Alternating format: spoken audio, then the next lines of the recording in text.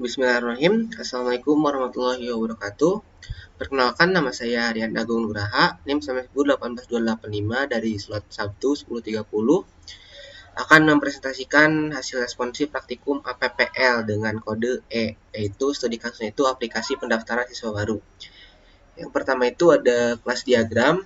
Di sini saya membuat 5 buah kelas yang isinya itu pada admin itu metodenya itu ada, tentu saja admin itu kan akses paling tinggi, makanya tambah edit hapus lihat ya CRUD. Dan untuk atributnya ada ID, nama, username, password, dan NIP.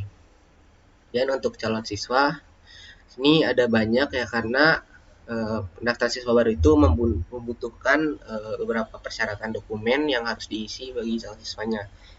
Makanya di sini saya mengisi seperti NISN lah, asal sekolah, tahun lulus, alamat, jenis kelamin, nomor telepon, dan juga nama ibu.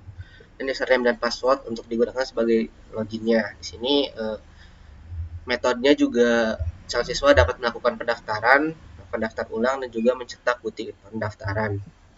Dan masuk ke loginnya, di sini atributnya ada username dan password, dan metodenya itu validasi. Karena di sini di dalam login ini akan ada validasi di mana yang login itu apakah sebagai admin atau siswa ataupun belum mempunyai akun. Nah, validasinya di sini. Dan untuk jurusan, ini hanya ada atribut ID jurusan dan juga nama jurusan saja. Kan SMA kan ada MIPA dan juga IPS, dan mungkin ada bahasa. Di sini saya jurusan. Dan yang registrasinya itu terdapat atributnya ID pendaftaran, nama calon siswa, NISN, asal sekolah, jurusan, dan juga email. Itu dibutuhkan ya. Dan untuk metodenya bisa lihat, bisa tambahan, juga bisa cetak. Dan lanjut ke sequence diagram. Ini untuk sequence diagram pada bagian loginnya. Jadi calon siswa ataupun admin melakukan masukkan username dan password dalam form login. Nah, di dalam form login ini itu akan ada validasi. Kemudian dicek apakah ada atau tidak nih data dari yang login tersebut. Apabila loginnya sukses atau datanya ada, maka calon siswa maupun admin dapat berhasil login sebagai calon siswa ataupun admin. Kemudian apabila salah, maka di validasinya loginnya itu tidak sukses. Kemudian akan muncul peringatan di form loginnya. Misal username atau password salah lah apabila salah, ataupun belum terdaftar, hanya sesuai dengan kesalahannya gitu. Dan untuk sequence dari pendaftaran siswanya itu calon siswa login ya, seperti yang tadi, kemudian masuk ke dashboard. Di dashboard calon siswa mengisi dokumen yang lebih lengkapnya. Tadi kan untuk di login sendiri calon siswa hanya membutuhkan username dan password saja, sedangkan apabila ingin registrasi calon siswa akan menginput secara lebih lengkap persyaratannya, dokumen-dokumennya, itu data-datanya itu yang lebih lengkap akan dimasukkan ke form registrasi, dan diupload dokumen ke database. Nah, kemudian di sini akan ada validasi juga. Kalau misalnya ada dokumen yang kurang, itu dikembalikan ke dashboard. Apabila sudah lengkap, itu akan dimasukkan ke dalam database ya, dan muncul pendaftaran sukses. Kemudian di sini juga calon siswa dapat mencetak dokumennya ya di form registrasi. Dan lanjut untuk FR-nya. Di sini untuk sekolah ataupun guru ataupun admin itu functional requirement-nya, aplikasi tersebut harus dapat menerima pendaftaran siswa baru, dan aplikasi dapat mengelola data siswa yang telah terdaftar, dan juga aplikasi dapat mencetak laporan dan data siswa yang telah terdaftar. Itu untuk FR bagi adminnya ya. Kemudian untuk siswanya sendiri, aplikasi dapat memberikan form pendaftaran siswa baru. Kemudian aplikasi dapat menampilkan bukti pendaftaran, dan juga aplikasi dapat menampilkan hasil seleksi.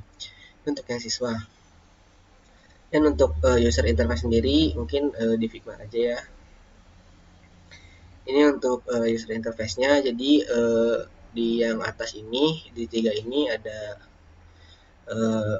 dashboard bagi calon siswa, dimulai dari yang loginnya terlebih dahulu. Di sini calon siswa akan menginputkan username dan juga password.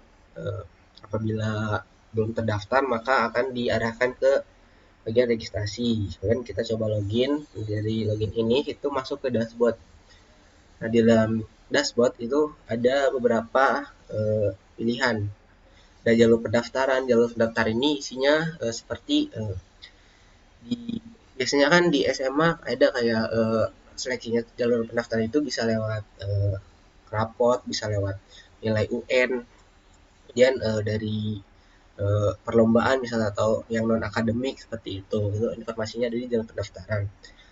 Kemudian dokumen persyaratan ini ada di bagian kanan nih. Jadi setelah mencet dokumen persyaratan, maka akan diarahkan ke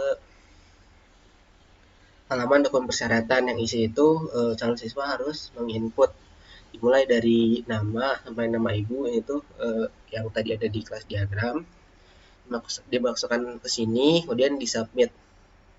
Dan setelah calon siswa mensubmit dokumen persyaratan, maka calon siswa tersebut bisa mencetak pendaftaran di tombol ini. Kemudian calon siswa juga akan bisa melihat informasi seleksinya kapan atau seleksinya di mana, menggunakan metode apa, itu di seleksi ini.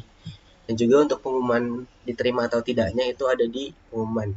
Di pengumuman ini juga tidak hanya ada kayak penerimaannya saja, misal dia terima atau tidak itu saja, tetapi di sini juga bisa misal ada admin ataupun calon guru, maksudnya ada admin maupun guru itu ingin menginformasikan sesuatu, itu bisa di sini.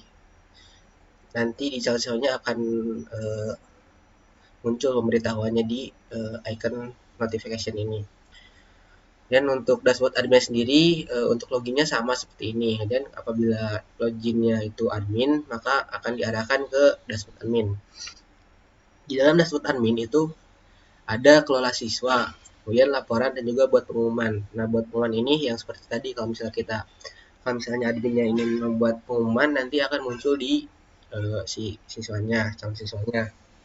Kemudian apabila kelola calon siswa, maka akan diarahkan ke kelola calon siswa. Nah, di sini admin dapat melihat informasi siapa aja yang sudah terdaftar dan juga data-data apa saja yang sudah diinputkan. Seperti di sini nih. Dan laporan juga sama, isinya laporan itu ya, siapa aja yang udah seleksi, siapa aja yang keterima atau tidak, akan muncul di dalam laporan ini. Mungkin hanya segitu untuk bagian desainnya, dan lanjut ke hitung UCP-nya. Nah, untuk UCP sendiri, pendaftaran siswa baru untuk aktornya itu bila berupa manusia yang berinteraksi melalui GUI ya. Di sini saya menggunakan GUI, maka dari itu kompleks. Berarti kompleks. Untuk aktor itu 1, itu calon siswa. Untuk aktornya sendiri, kemudian masuk ke use case-nya. Ini jumlah transaksi bisa dicek ya dari sequence diagram, dan di sequence diagram yang saya buat tadi itu rata-rata 4 sampai 7 transaksi ya tuh, request-nya tuh. Mistake-nya maksudnya. Jadi di sini saya menginputkan ke average ya sebanyak 2. Kemudian untuk di technical ini bisa dilihat sendiri. Ini udah saya analisis ya, dan menghasilkan nilai yang seperti ini. Yang bisa dilihat sendiri. Dan untuk totalnya itu ada 1005. Ini untuk teknikalnya. Environmental juga sama. Ini totalnya itu 0,95. Bisa dilihat sendiri. Juga untuk kalkulasi terakhir ini TCF-nya tadi kan teknikalnya 1005, kemudian environmentalnya 0,95. Untuk rasionya itu saya menggunakan rasio 22. Aktor rate-nya 3 dan juga use case point-nya 22. Di sini menghasilkan hours of effort-nya 439. Kemudian untuk kerja orang per harinya itu saya menggunakan ya 8 jam per hari aja seperti biasa. Dan estimasinya saya lihat 54,8. Juga honornya itu per use case point-nya sebanyak Rp300.000. Mungkin hanya sekian yang dapat saya sampaikan, kurang lebihnya mohon maaf. Terima kasih. Wassalamualaikum warahmatullahi wabarakatuh.